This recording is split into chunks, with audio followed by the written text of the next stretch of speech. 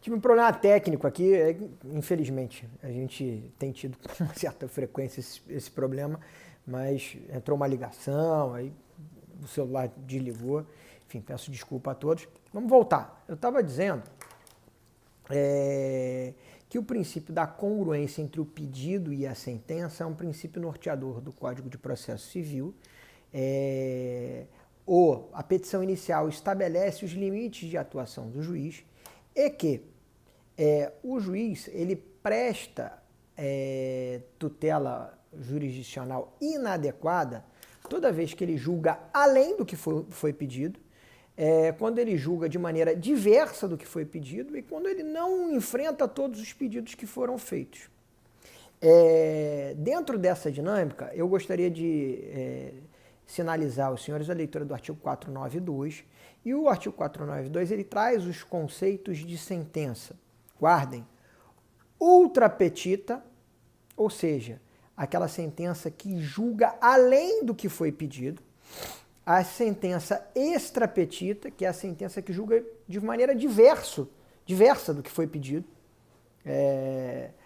e a sentença citra petita, que é aquela sentença que não enfrenta todos os pedidos formulados na petição inicial. Todas essas sentenças são sentenças viciadas, são sentenças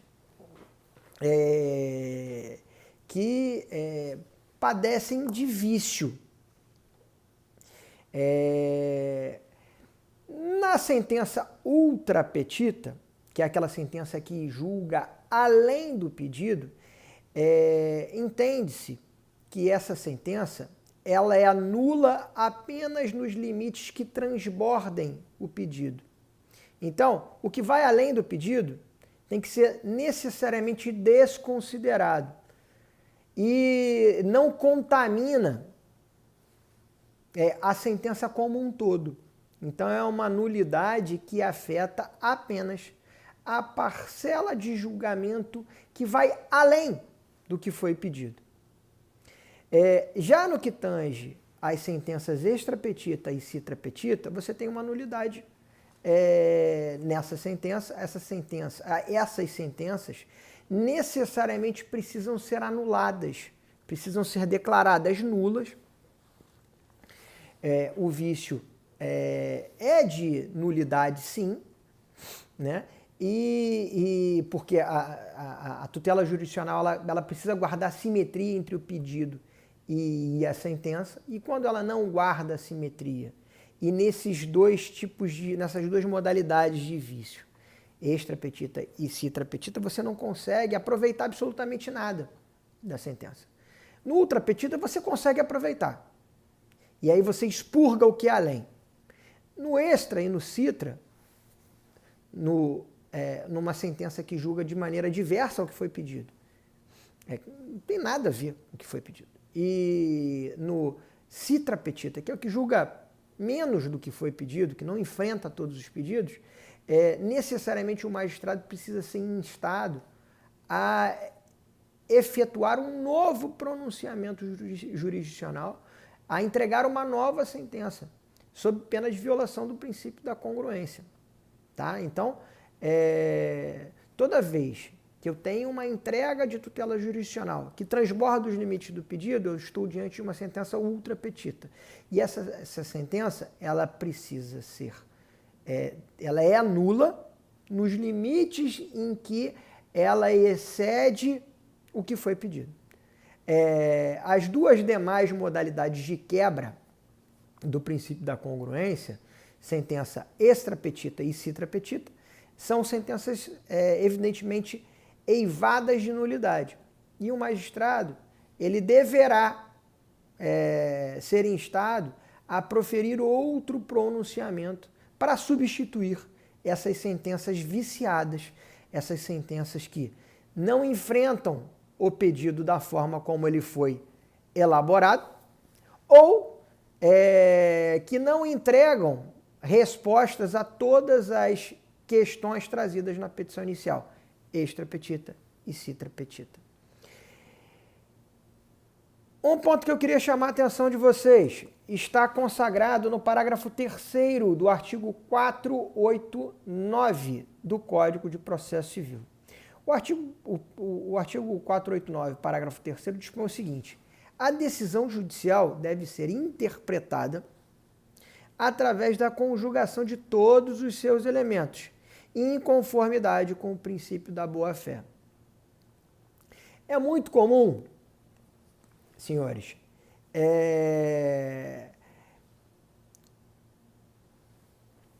a análise da sentença à luz apenas do dispositivo. Então você tem lá na motivação uma série de julgados que fazem menção, uma condenação de uma verba de dano moral de, sei lá, 50 mil reais em razão de um suposto evento danoso.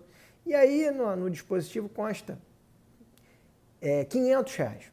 É óbvio que estamos diante de um erro material. Esse erro material, a gente vai ver um pouco mais à frente, com base no artigo 494, ele poderá ser corrigido após a publicação da sentença. O juiz poderá alterar o dispositivo quando se tratar de uma inexatidão material. Mas o princípio da interpretação da sentença com base na boa-fé processual, por si só já espancaria essa necessidade de correção por parte do julgador. Porra, é óbvio, perdoe-me pelo palavrão, é óbvio que a condenação foi de 50 mil reais, no exemplo que eu estou trazendo. Todos os indícios constantes na elaboração da sentença indicam na condenação de 50 mil. Não é porque tem o dispositivo dispôs lá em 500 que você vai se apegar a uma interpretação literal do dispositivo. Então, o dispositivo é a parte mais importante, é que sintetiza qual é a decisão, qual é o caminho tomado pelo magistrado, mas isso não significa que o dispositivo tem que estar absolutamente descolado de toda a construção do relatório e da motivação. É isso que dispõe o artigo 489, parágrafo 3º do CPC, e que estabelece a forma de interpretação da sentença. Bom, antecipei aqui o artigo 494. O artigo 494 estabelece situações de correção de ofício por parte do magistrado, quando evidenciado as seguintes hipóteses. O artigo 494 dispõe o seguinte: publicada a sentença, o juiz só poderá alterá-la,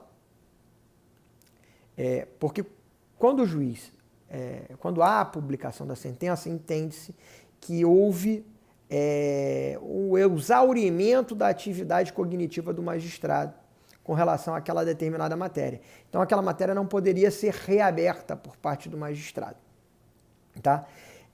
E o 494 dispõe o seguinte: publicada a sentença, o juiz só poderá alterá-la, inciso 1, para corrigir-lhe de ofício ou a requerimento da parte inexatidões materiais, o exemplo que eu trouxe pouco antes, ou erros de cálculo. Inciso 2, por meio de embargos de declaração. Embargos de declaração é um recurso. A gente não vai entrar nessa seara, mas os embargos de declaração é um recurso que se destina a suprir omissões, contradições ou obscuridades de sentenças ou decisões judiciais. Então, você tem dentro da sistemática recursal um recurso que ele tem uma fundamentação vinculada, destinada a corrigir vícios de obscuridade, de omissão ou de contradição por parte do julgador quando da prolação de decisões judiciais. Avançando, eu queria abordar com os senhores o dispositivo consagrado pelo artigo 496 do Código de Processo Civil.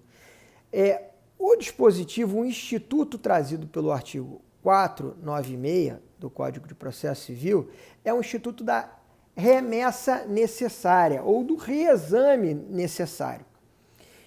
Que instituto é esse, senhores? Eu sugiro que os senhores façam a leitura do artigo 496.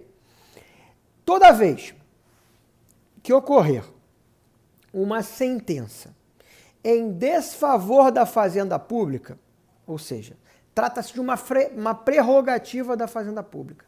Toda vez que houver uma sentença em desfavor ao Estado, esta sentença possui uma condição específica de eficácia. Toda vez que a gente tiver uma sentença de mérito, uma sentença definitiva, e aí não me refiro a uma sentença terminativa, tá? Toda vez que nós estivermos diante de uma sentença de mérito, uma sentença definitiva, uma sentença lastreada no artigo 487 do Código de Processo Civil, que seja proferida em desfavor,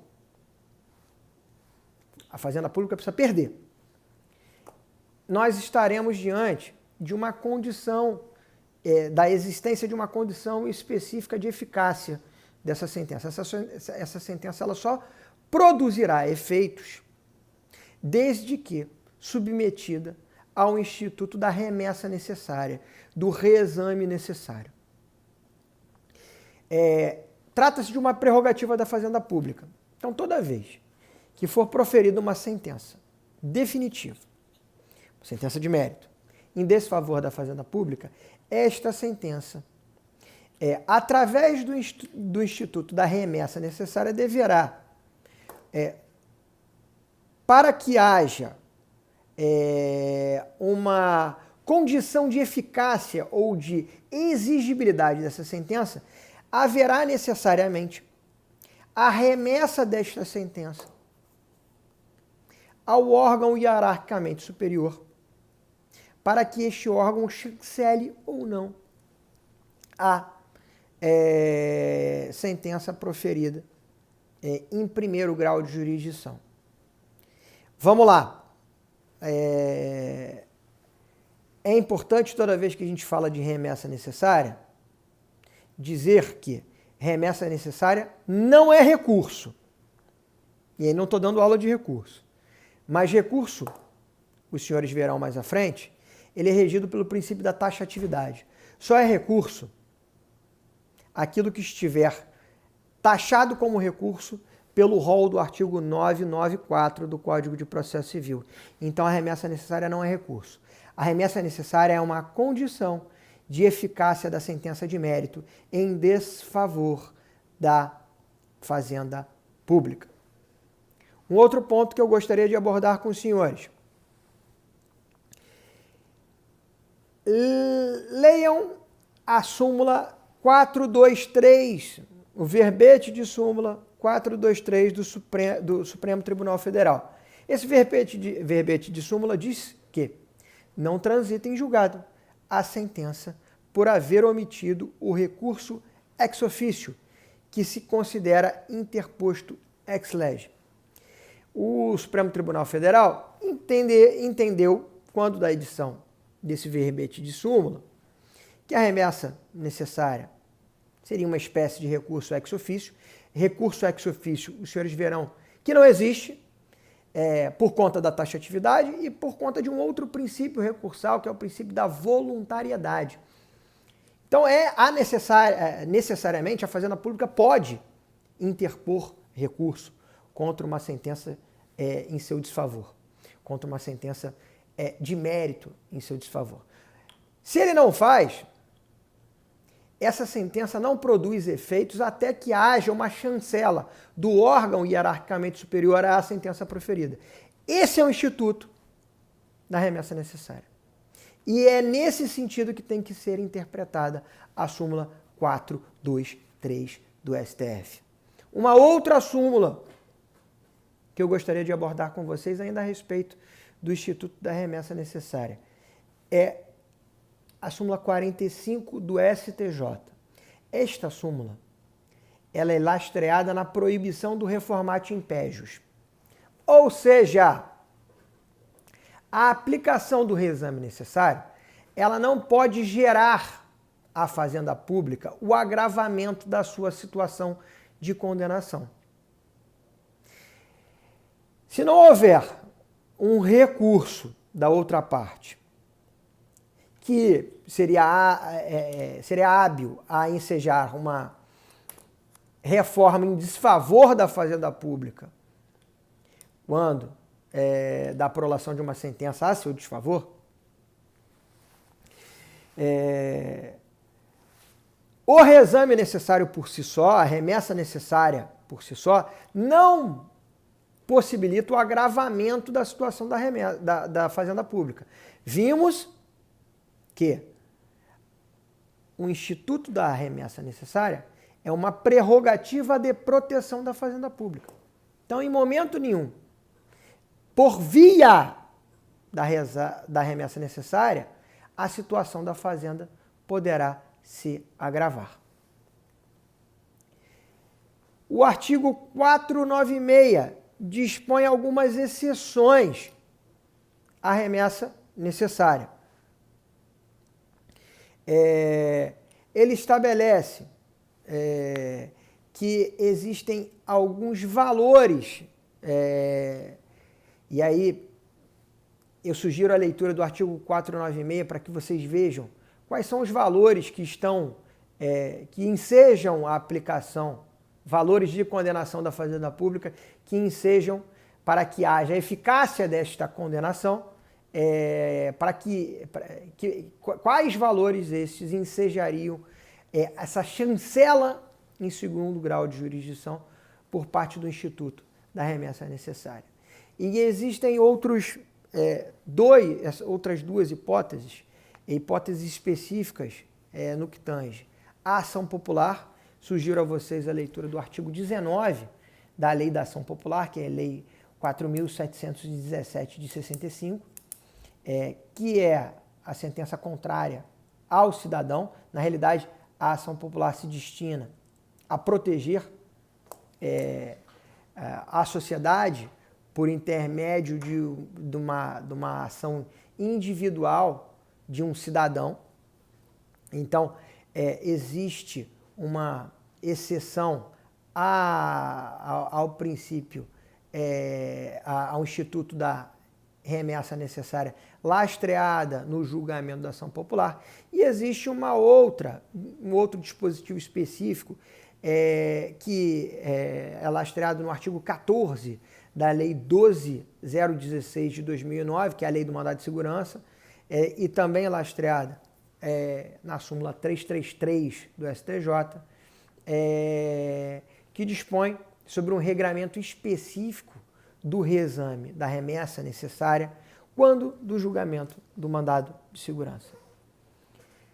Avançando, eu queria trabalhar com os senhores, para a gente concluir a nossa aula hoje, o conceito de coisa julgada. A base legal da coisa julgada está consagrada entre os artigos 502 e 506 do Código de Processo Civil. Eu gostaria de conceituar aos senhores coisa julgada como a condição de imutabilidade e indiscutibilidade, melhor dizendo, da parte dispositiva da decisão de mérito. Então, só faz coisa julgada material, e aí a gente vai ver a distinção entre coisa julgada formal e coisa julgada material, mas só faz coisa julgada material o trânsito em julgado de sentenças lastreadas no artigo 487, ou seja, sentenças definitivas, sentenças que resolvem o mérito. As sentenças que resolvem o mérito, elas são passíveis de coisa julgada material. Então vamos lá. As sentenças terminativas, aquelas sentenças que não resolvem o mérito, sentenças baseadas no artigo 485, elas fazem coisa julgada formal. A coisa julgada formal é aquela que protege a sentença no bojo de uma relação jurídica específica, mas ela não impede o ajuizamento de um outro processo. Por quê? Porque não houve uma resolução de mérito daquele processo. Então, desde que corrigidos os vícios que ensejaram uma extinção anômala do processo com um julgamento sem análise de mérito, desde que corrigidos esses vícios, o jurisdicionado ele pode propor uma outra ação. Ele pode propor essa ação até por 3 vezes, gerando, caso ocorram 3 extinções sem análise de mérito, essas 3 extinções elas geram um fenômeno chamado perempção. E aí, por uma questão para não cansar o judiciário, porque evidentemente estão sendo manejadas, estão sendo levadas ao judiciário demandas absolutamente mal postas. E aí parte-se de uma presunção de que aquele assunto não deverá ser levado novamente uma 4ª vez. E a perempção, ela gera a conversão da coisa julgada formal em coisa julgada material. Então vamos lá. Coisa julgada formal, ela não tem um transbordamento para fora da relação processual em que ela é formada. Por quê, senhores? Porque há a possibilidade de propositura de uma outra ação, desde que superado o vício que ensejou a extinção sem julgamento de mérito. Então, a coisa julgada formal, ela é uma estabilização, ela gera uma imutabilidade dentro daquele processo. Já a coisa julgada material, ela transborda os limites da relação processual.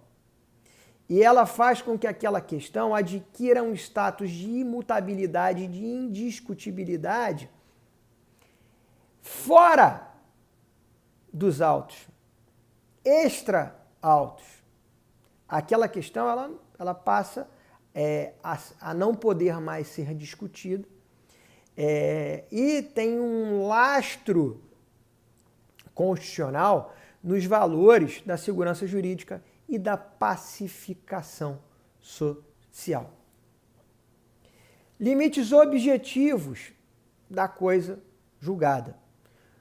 Só faz coisa julgada a parte dispositiva da coisa da sentença. Então nós vimos que uma sentença ela tem elementos essenciais que são relatório, motivação / fundamentação e dispositivo. O limite objetivo da coisa julgada está atrelado à parte dispositiva. A motivação não faz coisa julgada.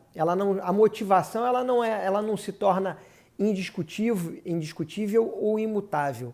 O que se torna discutível, o que pode se tornar via instituto da coisa julgada indiscutível e imutável, é a parte dispositiva, é a decisão, é o caminho eleito pelo julgador para responder. É a escolha feita pelo julgador, é propriamente a resposta do julgador à pergunta que foi formulada na petição inicial. Então, o limite objetivo da coisa julgada é a parte dispositiva da sentença. Isso está consagrado no artigo 504 do Código de Processo Civil. Gostaria de chamar a atenção dos senhores, ainda com relação aos limites objetivos da coisa julgada, para o disposto no artigo 503. O 503 dispõe o seguinte: a decisão que julgar total ou parcialmente o mérito tem força de lei nos limites da questão principal expressamente decidida. O parágrafo 1º dispõe: O disposto no caput aplica-se à resolução de questão prejudicial, decidida expressa e incidentalmente no processo se dessa resolução depender o julgamento de mérito. A seu respeito tiver havido contraditório prévio e efetivo, não se aplicando no caso de revelia. O juiz tiver competência em razão da matéria e da pessoa para resolvê-la como questão principal. Então, meus amigos, e o parágrafo 2º dispõe o seguinte: a hipótese do artigo do parágrafo 1º não se aplica se no processo houver restrições probatórias ou limitações às cognições que impeçam o aprofundamento da análise da questão prejudicial. O 503, ele traz a possibilidade de incremento da coisa julgada material, fazendo com que a coisa julgada material tenha os seus limites objetivos